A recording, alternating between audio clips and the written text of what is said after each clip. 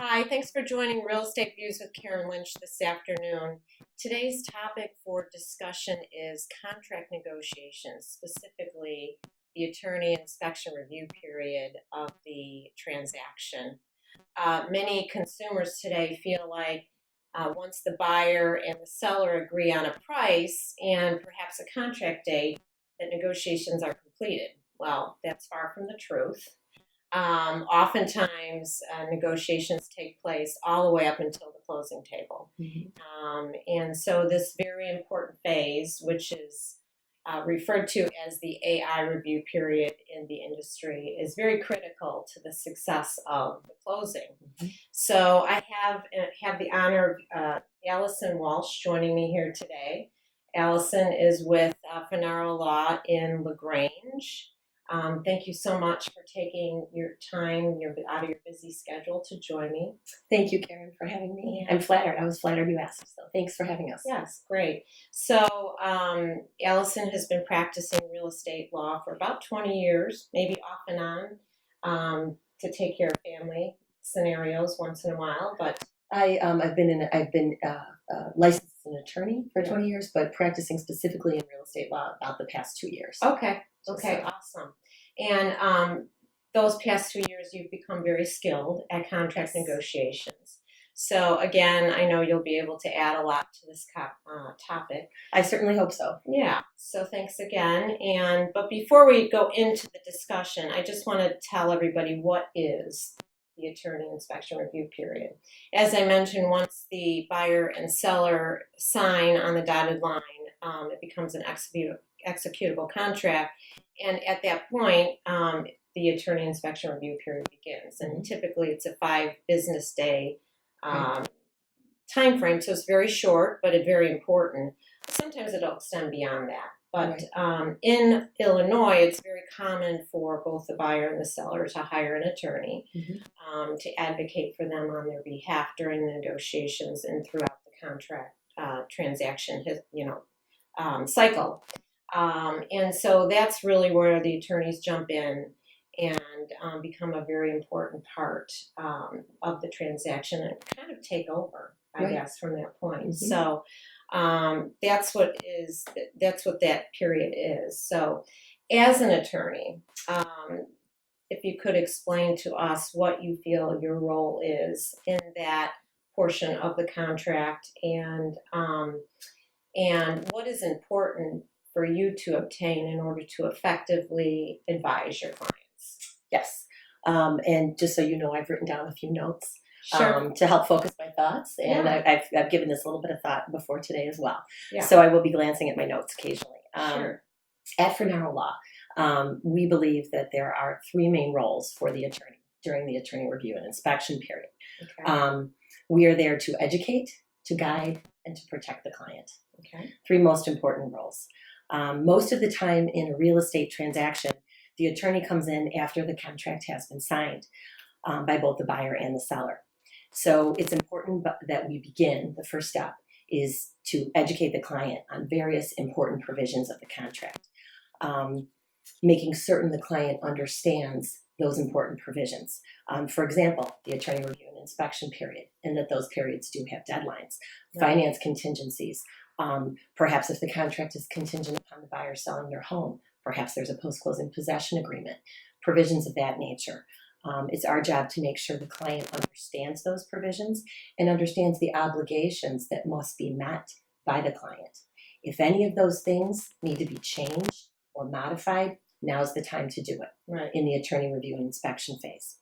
Our role is also to help guide the client, as I said, through the attorney review and inspection period. It's important for us to remind our clients that this period is the period wherein the parties negotiate. As you said, they signed the contract, but contract terms can change. There's going to be repair requests. There's going to be a negotiation phase here where things can change. And it's our job to guide the client through that. Both parties have signed the contract, but often what the parties don't realize is major provisions can change. Closing dates, financing dates, even the purchase price can change during the attorney review and inspection period. How often does that actually happen though? Not often. Yeah. It's when you have major, the inspection reveals some major defects. Right. And then there's already a credit that's been offered perhaps. Mhm. The lender won't allow it more of a credit or won't Gotcha. lender enough or won't allow enough of a credit. So then you have to start talking about purchase price Right. reductions. Or the appraisal doesn't Or come the through. exactly. But Yeah. that's a little bit further along in the process. Right.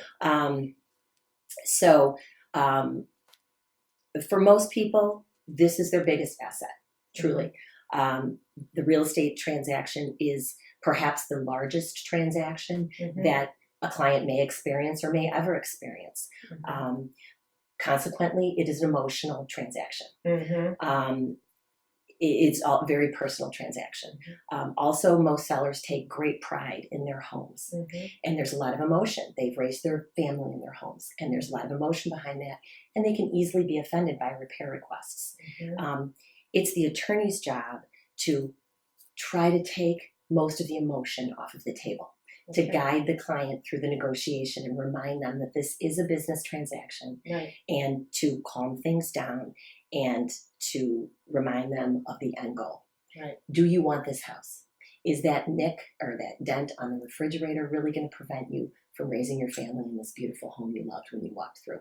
Do you really want to put your house back on the market? Take the emotion out of it, guide Right. them.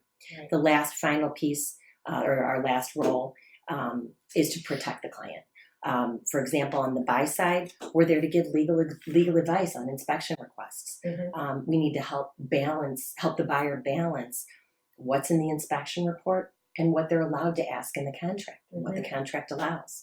Mhm. The buyer's only allowed to request repairs to major components that are defective, for example. Right. And if they violate that, sellers can walk. Yeah. And we need to educate again, but we need to give the buyer that legal advice. Right. We And that's also been a slight change over the last few years. that's actually a change to the Yeah. new 7.0 contract. Right. Exactly. They're trying to, I think, in writing the 7.0 Mhm. contract, they were trying to take out some of these, long repair Yeah, lists and some of exactly. this, It's taking some time, I think, for consumers to really yes, it get is. into that new Mhm. practice because, historical buying methods are, I want this, corrected, I need that scratch repaired, I Right. want this nick, The paint's peeling. Right, yeah, You're no longer supposed to be asking for Right. those things, and if Right. you do, the seller can walk. right, Seller can cancel. right. Also, we give legal advice on how to respond to attorney modification requests and how to Mhm. respond to repair requests. And finally, we draft our own modifications to the contract and our own repair requests to further protect the client, Right. because there are some things in the 7.0 that need to be altered, we feel, to Okay. protect our clients. Okay. Um, Wording is critical. mhm. Yeah. Wording is One critical. word could make a huge difference. And oftentimes we need to remind the client, about things down the line as well, and Mhm. educate them on the contract and give them legal advice about certain ways to handle the contract down the line as well, making sure that the parties don't breach the contract. Right. Okay. So protect the client. Right. Lastly, the second part to your question, what information is needed to effectively advise our client? I would say number one, motivations for closing the deal. How Mhm. motivated are you? Do you need to get out of this house? Has your family been transferred? Or do you have a long, is this a multiple offer situation? Are there many buyers that are interested? Are you Mhm. willing to put the house back on the market? Mhm. Are you willing to look at other houses, or is this the house you want, bottom Mhm. line? Mhm. What are the deal breakers? Mhm. What are your absolute deal breakers? You walk in and you see some water in the basement, that's it, we're done. I oftentimes say, is this a deal breaker? How big of a Right. deal is this? Right. How much do you want to push this? Right. Focus them on their main priorities. What are your main priorities Right. in this house? Are you not going to move in if X, Y, and Z are not fixed? You know that 100%. You're not going to take the house, or if this is your firm offer for a credit. That's it. You're not going any lower. Right. Then we can get through negotiations faster. Okay. The inspection report, we need that. Yeah. It's of very course. important. And all title issues right up front. If you know anything on title, that's very important as well. Okay. So I would say those are the main. Okay. Okay, great. So, a full understanding. It's not just paper in front of you. It's a full understanding of what the client is looking for and their needs and their limitations. Good. Communication with the client. Okay, awesome. So during this important phase, I'm sure there are times when the buyer and seller just cannot come to terms. How often does that happen? And can you cite a few examples as to when that might happen and how can you prevent it from happening? Sure. We do not see contracts cancel often at Fornaro Law. I would say 9 times out of 10, we close the deal. We really don't. And I actually had this discussion with other attorneys in the office yesterday, and they agreed. We just don't see it that often. They do cancel, you're right. And the main reasons they cancel, I would say number one, unreasonable requests for a very large credit or a purchase price reduction, especially if the seller has already accepted an offer below the list price. And then a buyer comes in and wants to reduce the purchase price even more. That can scare away sellers, and that can sometimes kill a deal right up front. The seller receives that and says, I'm going to try I'm just going to move forward quickly, get the house back on the market. Very long list of repairs. I'm talking, 3 pages long, right from the beginning. Seller gets that and thinks this isn't the right buyer, scares them away. Again, going back to the point of they take great pride in their home. How can somebody think that there's, 3 pages of repair lists? But can that sometimes be prevented with the discussion with the attorney and their, client? Hey, look, this is an unreasonable list. That's we what should we pare do. that down so that we're not, causing this. And that's what we're doing up front in that communication phase and that education phase, where we try to avoid that. But sometimes there's attorneys on the other that don't do that, or there's clients that say, no, I don't want the house unless all these things are fixed. And ultimately, it's the client's decision. Ultimately, it's their decision. We can advise, but ultimately they decide what they, they approve any letter that before it goes out. Also, association documents, if they reveal the unit cannot be rented, there's no pets allowed, or there's a pending special assessment. So to avoid that right away, if we have a condominium that's being sold, we try to get to our sellers and say, do you know of anything? Do you know that this unit can't be rented? Do you know that no pets are allowed, or that there's a pending special assessment? So we can get that on the table right up front. I just had one. And it was a buyer actually, and the buyer, I said, anything, off the bat, yes, we have 3 cats. I need to know. So before we even started writing letters, I picked up the phone and said, can you find out right now? Are cats allowed? Exactly. Right away. Because you cannot depend on the association to get those documents to you in any timely manner. It can take forever sometimes. And oftentimes the unit owner knows. Or you can just make a phone call. Lastly, if the inspection report discloses material defects, mold, structural problems, possible asbestos, major water issues, things of that nature. That can kill a deal. Yes, absolutely. So, and those are out of your control. Those are really out of control. Can this be avoided? Yes, sometimes they can. Again, I go back to, we must educate the buyers on what a reasonable request is, what a reasonable repair request list is, what a reasonable credit is, and what the contract allows them to request. Having conversations with the buyers and sellers about deal breakers and what is likely to happen if they make an unreasonable request is really important as well. Basically, boiling it down to, do you want this house? How much do you want this house? And are you willing, the conversation with the seller, are you willing to put the house back on the market? This is a negotiation, meet halfway. Those are the kind of conversations you're having. Communication with the realtor, as you and I both know, is very important and helpful. The realtor has the advantage of going to the house and seeing the house. And so when the realtor and the attorney communicate, then they can act together to help focus a buyer or seller and help manage expectations. That's really important. It's a partnership of all 3 helping the client get through this.